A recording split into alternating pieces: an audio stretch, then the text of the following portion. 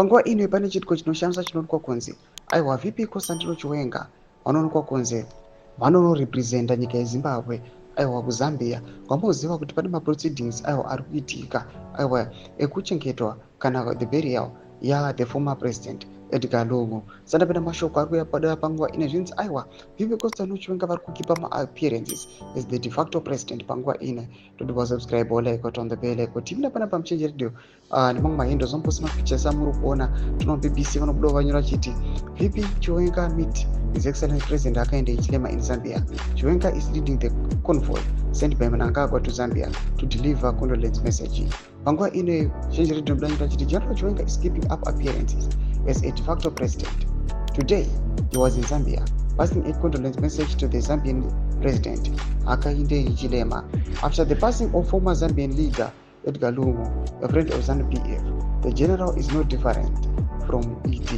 ED and Chiwenga are both ZANU-PF leaders. They belong to the old Madalas club of ZANU-PF. Zimbabwe is in an economic mess because of ZANU-PF incompetence and corruption. A young, competent government is the answer to our problems in Zimbabwe.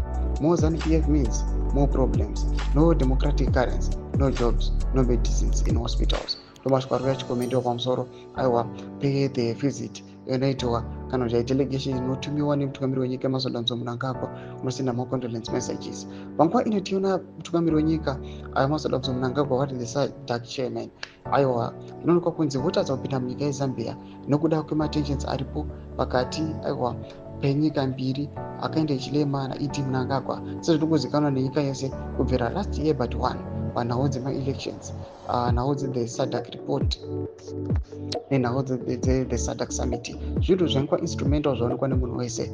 Motidze mafungiro enyu muri kudii pamusoro pechitiko ichi. Wapinda comment section medu mafungiro enyu, subscribe or like, hit on the bell icon.